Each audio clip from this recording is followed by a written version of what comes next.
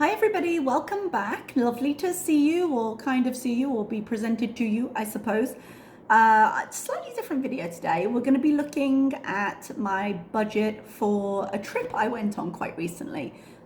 Weekend or so ago now. I meant to get this video out a little bit sooner, but it didn't happen. We're at the end of term. We got 2 weeks left to go.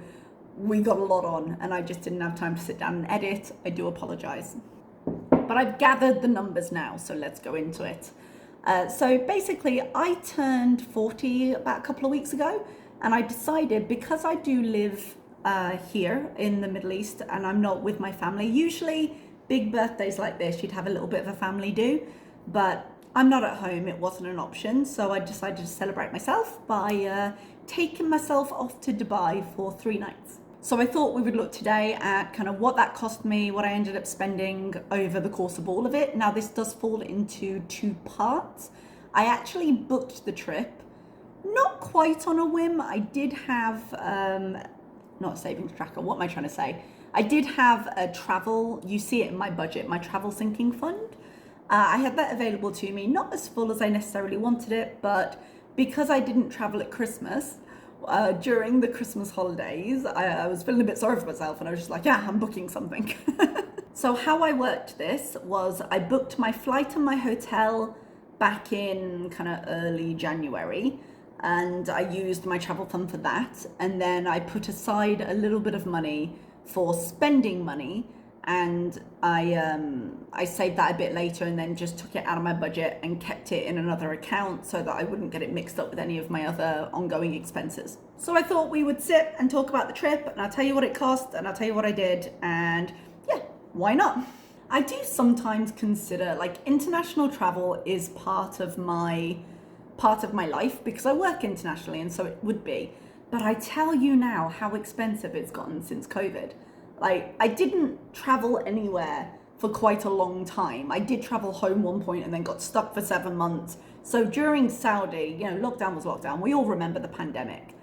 But with me then moving to Oman, I didn't go anywhere really for quite a while. I was actually talking to my friend, and because everyone who has a job here like me kind of, I don't want to say lives the same life, but has the same kind of understanding. Like, you travel a lot. You wouldn't be in this industry in a place so far removed from home if it wasn't part of your life.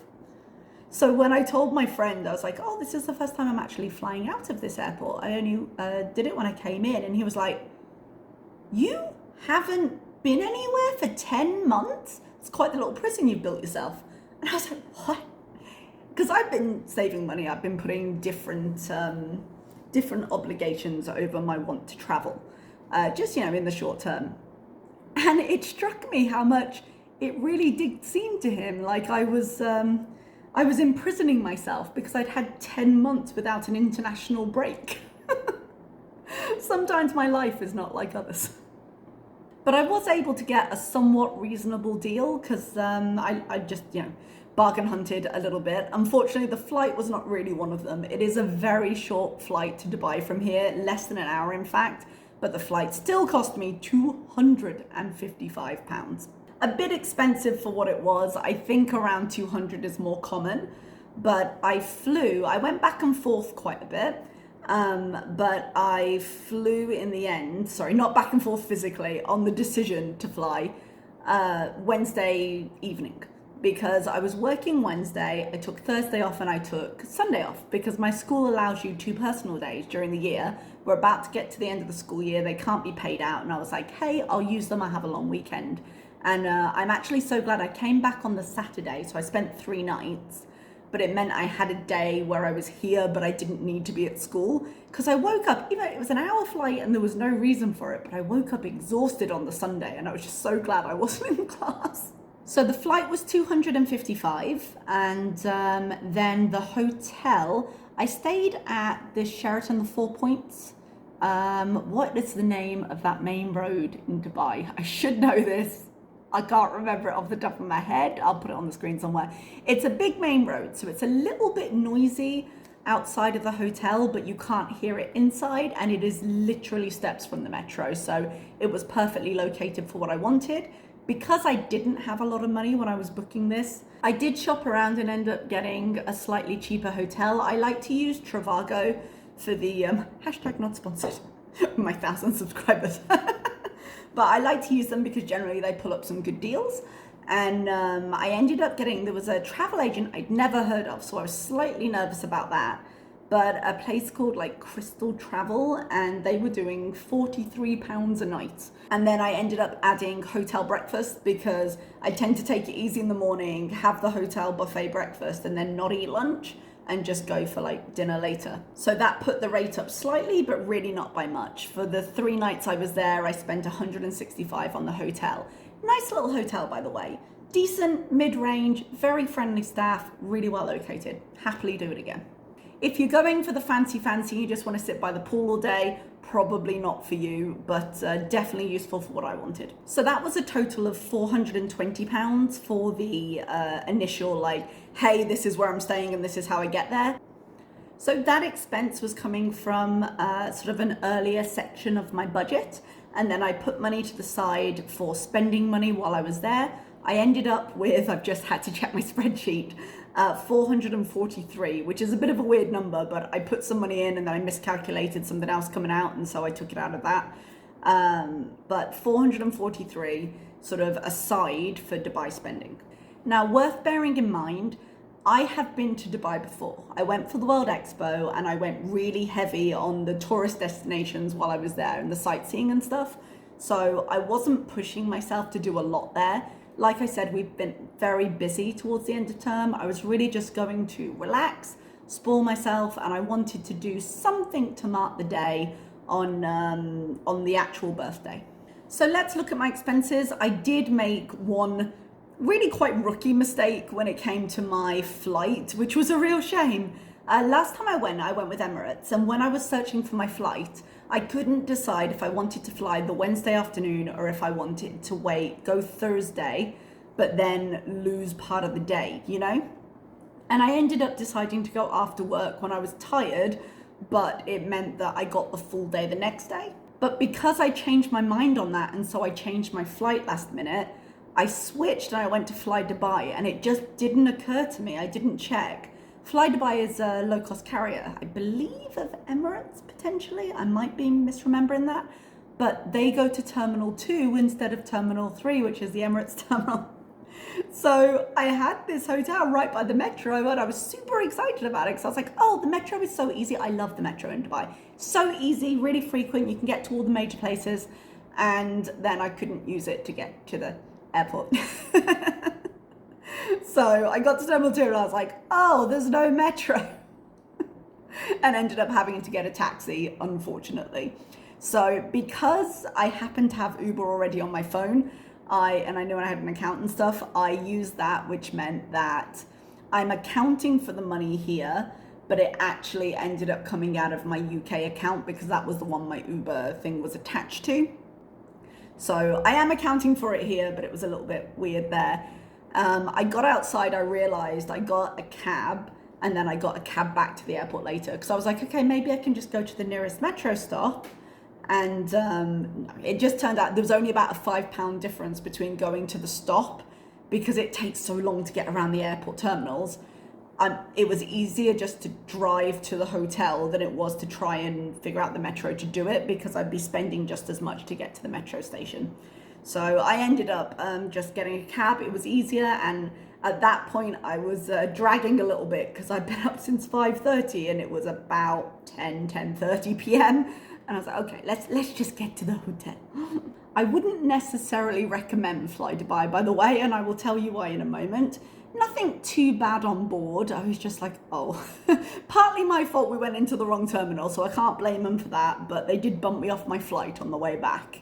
So my transport section was a little bit higher than I thought it was going to be because the metro, you get a card, I think it's called the Knoll card, and you pay 25 AED, and the card costs like I think it's 6 or 7. So you end up with either 19 or 17 AED in credit on the card. And then you just tap it a little bit a little bit like you do an Oyster card or, just a Metro card.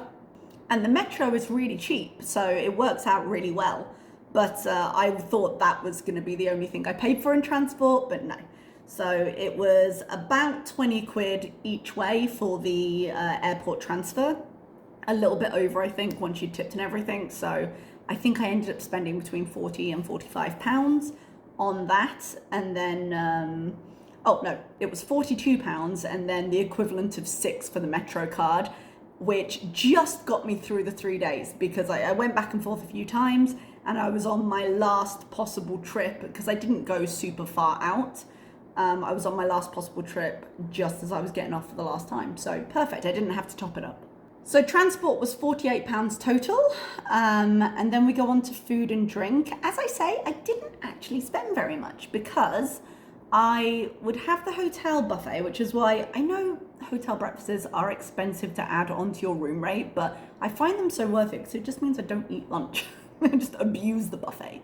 So I had that in the morning and then I'd maybe get a coffee a little bit later in the day or whatever. So this is food and drink, but not including airport because I have a separate section for airport. And it's much more expensive. But I spent £54 on that. By the way, in terms of this being pounds, I was actually working in a combination of dirhams, which are the United Arab Emirates. I've filmed that 3 times because I keep flubbing the word. And I was working in rials, which is obviously my local currency. So what I ended up doing was switching 100 rials for dirhams so I could have some cash. And then I kept 100 on my card, just in my account, because I could use my debit card, no problem. I wasn't getting charged for exchange and stuff like that because it was within the GCC. So it was nice to have the ability to either tap or give cash, and it was just way more convenient. But for the sake of this video, I've decided to just try and keep it all in one currency instead of going back and forth and it being quite confusing. Oh, speaking of, I actually super happy. A friend of mine, I was telling him about my trip to Athens that I've got booked in the summer, and he was saying if you've got a Barclays account app as well, they have a service called either Travel Pass or Travel Card. And what you can actually do, you don't need a separate card. You download the app and you convert a certain amount of currency in your account into either dollars or euros. I think those are the only 2 currencies they do at the moment. And I have 3 accounts and one of them is Barclays. But it means you can just, once you've paid that conversion charge, it's the same as cash. It's like you're paying in cash, there's no charge for it.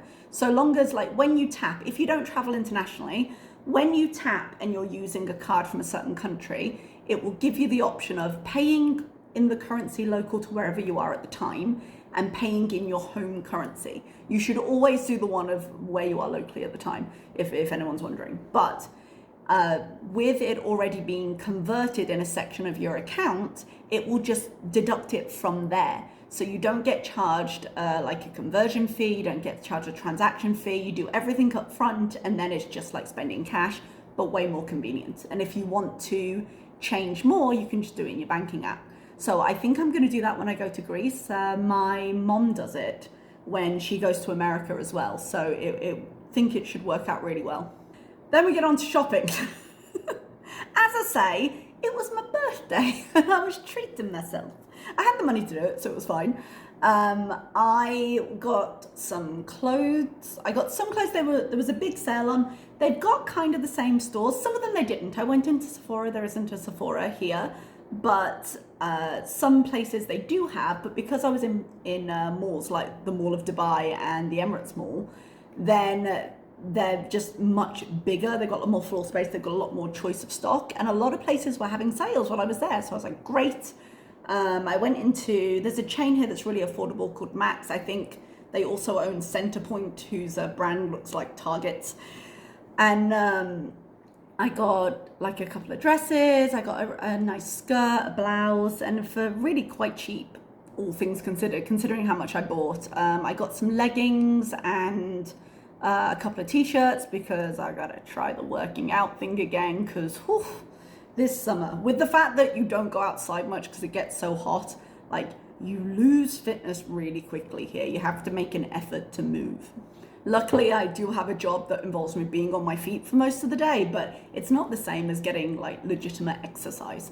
But I also went into Marks and Spencer's, which we do have here, and I was so pleased with the dress I found. I think I might actually go and see if they've got it in other colors or patterns at the one here, even though there's less selection there. Because I bought 2 of them. The sleeves come down to like the elbow, but the skirt comes down to not quite the calf. Because the rule when I'm at work is you have to cover the shoulders. You obviously can't have cleavage. And your skirt has to cover your knee comfortably, even when you're sitting. So you can't like be like, oh, this is just past knee length, and then you sit and your knee shows. You can't do that. So the great thing about these are incredibly comfortable, very lightweight because it's so hot, but completely fulfill the requirements for work. And it's just so easy to throw it on and go. If I can find a picture online, I'll maybe find it for you. So I bought one in a green pattern, and I bought one in a kind of white, black, orange flower pattern, and I want to see if there's anything else. But over the course of the trip, I bought some clothes. I didn't buy any special makeup, but I topped up on a few things, and I got like a nail. I got caught by, there's a brand called Petra, and last time I was in Dubai, I got caught by them with some face cream thing they had, and this time I got caught with this nail thing. They're just so convincing. So I bought a nail thing anyway. My nails are in terrible condition right now. I've got to repaint them. But I bought that. So it ended up being £208 over the course of me being there.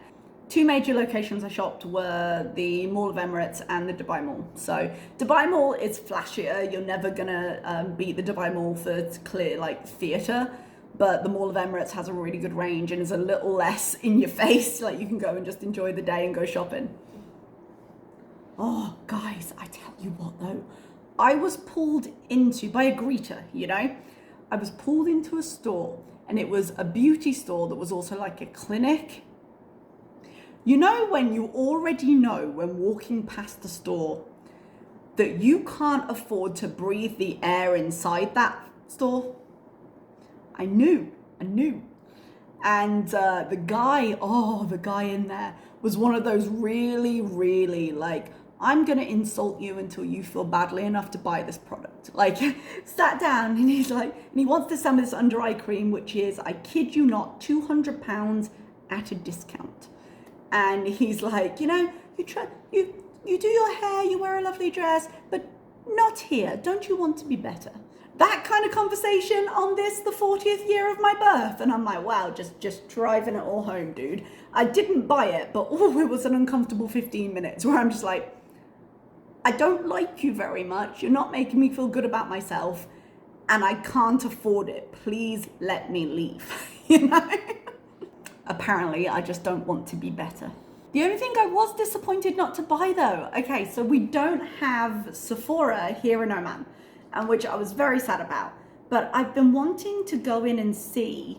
There's a Natasha Denona palette called My Dream, I think it's called. And I have a few Natasha Denona palettes, and I wanted to see it and swatch it to see if it was really different enough to be worth the money, because I do like Natasha Denona as a brand. And I ended up really liking the palette, but I went into Sephora in Dubai Mall, and to be fair, it was very busy at the location when I went in, but there were people free. They were just quite standoffish in a way I find really unusual. Oh. Through my French window, something just flew towards me. It was a bird that landed on my light thing, but gave me a heart attack. We'll move on. Back to Sephora. So Sephora, usually, no matter which country I've been in when I've gone in, have really friendly staff. And I don't know if that's everybody's experience or if I've just been lucky, but usually very welcoming, very happy to talk to you, want to engage you in chat, you know, just trying to sell their products and do their thing, but they're friendly. And I went in, and it might just have been a bad day, it might have been they've been busy or what have you. Very, very standoffish, just kind of mumbling, not willing to like offer any help at all in a way that was really unusual in my experience with them, which is unfortunate. But I went up, everything was out of stock. There was very, very little that they had, and I was like, oh, that's a shame. And I ended up going to the location in the Emirates Mall the next day, and much friendlier staff there. I think it must just have been an off day in the Dubai Mall, and with it being that kind of location, that you get so many people in, I guess it just is what it is, you know. But was much happier with the staff at the Emirates Mall. I was, oh, we're back, it's okay, it was just the blip, you know, that kind of feeling. But unfortunately they were out of stock as well, and now I'm like, do I want to order it? Is it worth it? I don't know. Because when you've kind of got your little travel fund and you're a little bit flush, because you know me, I budget usually, so I'm more careful with my money, but when I've got a certain amount, I'm just like, let's go shopping, it's my birthday. But now I don't feel that way. I still want it though, so I think what I might end up doing is when I go to Athens, I'm going to see if it's maybe more readily available in a European location and see if I can get it there. I might not be able to, but I'll also have travel money in Athens and be feeling like treating myself. So I'll take a look around, and if I can find it, I'd really like to bring it home. Oh, 27 minutes in. You thought you were coming for a budget today. Welcome to the story of my life. So shopping was 208. Activities were £55. The major activity I did on my birthday was when I was in the Mall of Emirates, I went to is it the Kempinski? Is that the name of the place? They have a lovely afternoon tea. The last time I was in Dubai, they were doing a special with Harvey Nicks. And so they had like a special designed sweets and special designed menu for the afternoon tea. But this was their regular one. It was so nice. And again, the staff were lovely there. I came in slightly early. I came in slightly early because I just finished shopping early. And I was like, hey, would you mind accommodating me? It's okay if you can't. And they just ushered me right in. Just very nice people. Had a really nice time. They took me to the special tea room, had me try, in my head I'm calling it a flight of teas, but it was some different brewed teas so I could decide what tea I wanted with all the sandwiches and cakes and things. I've got a picture somewhere, I'll try and insert it. But had a really nice time. So I spent £55 doing that. And then the only other expense I have here is airport. Now, airport is quite high at £69. I've got a couple of reasons. Number one, when I was going, it's going and returning, so it's technically two airports. But when I was going, I did stop and have dinner in the airport because I was tired and I'd come straight from work. And then when I was coming back, I did end up stopping at a restaurant because, that happened as well. I was quite lucky in the fact that they did inform me, because when I got to the airport and on the plane, there were people that they hadn't informed that were just stuck there. But they cancelled my flight when I was coming back. They emailed me the day before, and like I say, it all went smoothly for me, so it wasn't too bad. But for other people, it didn't. They emailed me and said, hey, your flight's been cancelled for operational reasons, which I think may have been there were too few people on this flight, because they also cancelled the one after I ended up going on. So the airport was super busy. Now, the hotel was really accommodating because I was leaving later then. And I went downstairs and I was like, hey, I'm really sorry. I'm meant to check out tomorrow, but my flight I've been moved off my flight onto a later one. Would it be possible for you to store my luggage? Because I was maybe going to go to the cinema or something. And I can just pick it up later so I can just enjoy the day first. And they were so accommodating, and they just said, yeah, no problem at all. But also, let us just give you late checkout, and then you can stay in your room for a little while if you need to. So just unprovoked, they offered, and they let me check out at 2, which was really kind of them. And no extra cost, nothing like that, just very helpful. I'm going to go back there. They were nice. So I got late checkout. I was able to enjoy my day. It was fine. I went and walked around the marina a little bit because that's a really nice area just for a walk. And then I went to the Terminal 2 again, but it was packed. There was nowhere. As part of my HSBC account here, you get free access into some of the lounges they have, like the Mahaba Lounge. They have a welcome lounge. And it was at capacity. They weren't letting other people in. I eventually managed to snag a table at one of the cafes, because the thing with Terminal 2 is it doesn't have a lot there, because it's not as well developed as some of the other terminals. Especially Terminal 3 is such a flagship terminal that it just doesn't compare, you know. And because the flight before had been cancelled, the flight after had been cancelled, it was a busy day anyway. I snagged the table, and a nice couple watched my bag while I went and bought something, because I couldn't sit there and not buy something. So I ended up getting like a chicken wrap and a drink. and it covered my coffee costs, my food costs, and I went into the airport because you know I was hitting the duty free. I was coming back into Oman. So in Oman, you can have alcohol. It's not illegal. When I was in Saudi Arabia, it was completely illegal in the country. Here, in order to buy it, you have to pay for a license to buy alcohol, and then that license allows you to purchase it up to, I think it's 10% of whatever you earn. I don't actually have one because I don't find the cost worth it. I don't care that much about drinking. But regardless of whether you have a license or not, you can bring in duty free. And I wasn't sure how much. I should have checked before. I think it's actually 4 litres, but because I don't drink that often, it doesn't matter that I didn't max out my allowance. But maybe next time I'll get a few varieties. But I grabbed a bottle of lemon flavoured gin because when I tell you the last day of school, maybe not the last day, I might wake up the next day, have a leisurely breakfast, maybe sit out on my patio with an ice cold lemon gin and some mint, I think. I'm gonna make myself a cocktail, I'm gonna take a deep breath, and I'm gonna enjoy my day. So part of that cost was the fact that I hit the duty free as well. So out of the 443, did I say? I think I did, that I budgeted, I actually ended up spending 434. So I was pretty much right on the button there, which I was quite happy with.